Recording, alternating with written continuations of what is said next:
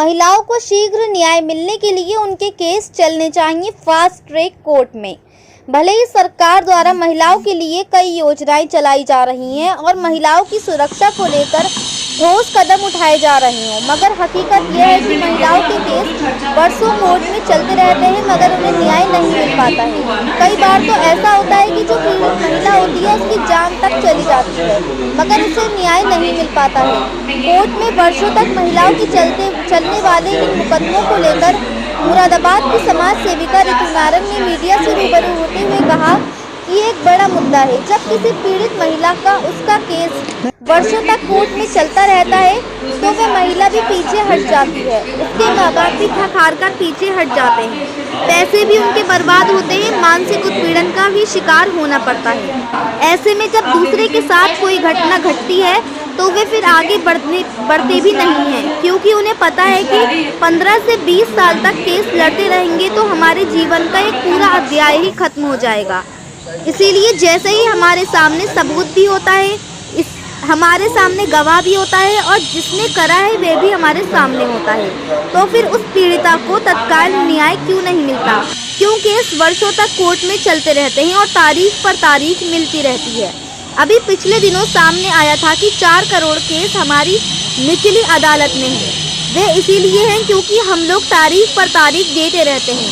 इसीलिए महिलाओं से संबंधित केस फास्ट ट्रैक कोर्ट में होने चाहिए ताकि उन्हें शीघ्र न्याय मिल सके और उस पीड़िता को न्याय मिलेगा तो अन्य लड़कियों में भी हिम्मत बढ़ेगी, अन्य महिलाओं में भी हिम्मत बढ़ेगी और वे न्याय के लिए आवाज़ उठाने के लिए आगे भी आएंगे।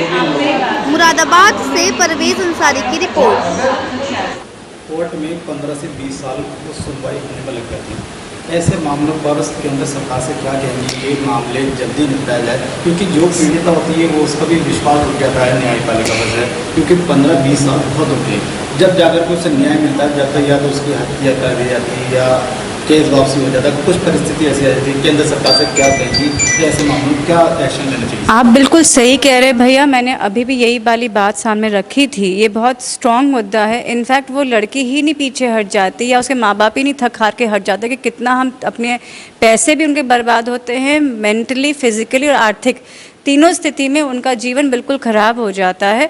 और उल्टा उनको देख के जो दूसरे के साथ कोई घटना घटती है वो आगे बढ़ते ही नहीं हैं, क्योंकि उनको लगता है कि 15 से 20 साल तक हम लड़ते रह जाएंगे, तब तक हमारा जीवन का एक पूरा अध्याय ख़त्म हो जाता है।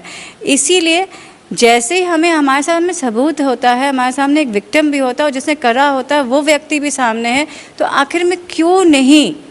अभी पिछला ही सामने आया था कि 4 करोड़ केस हमारे सिर्फ निचली अदालत में, वो इसलिए है क्योंकि हम लोग तारीख पर तारीख देते रहते हैं। हमारे पास सामने सब चीज़ें होती हैं। मैं गांव जाती, लोग कहते हैं हम कर्जे में डूब गए हैं क्योंकि हमारे कोर्ट में केसेस चल रहे हैं।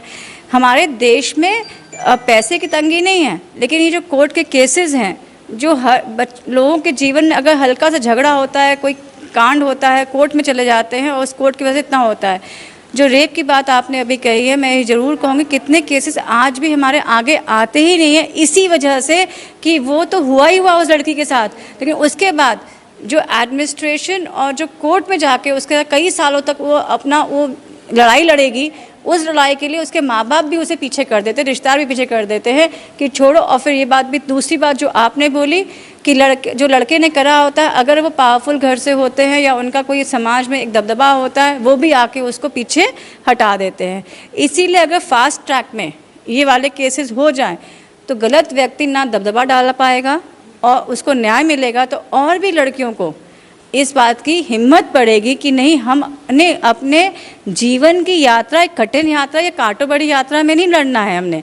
हमें आज कोर्ट सच्चे मायने में, थ्योरी के मायने में नहीं, सच्चे मायने में जो लिखा गया है, इसको फांसी की सज़ा मिलेगी तो उसे एक्चुअली में मिलेगी और मैं आगे बढ़ूँगी। और मैं यही कहूँगी हर औरत से, पीछे कभी नहीं हटना। जो गलत है वो गलत है, ना कहना सीखो। और 100% 21वीं सदी की हो, अगर गुस्सा करना जानती हो, इरिटेट होना जानती हो, अपने बातों को अपने माँ बाप से मनवाना चाहती हो, तो गलत बात के लिए भी कभी हमें हाँ नहीं करना चाहिए।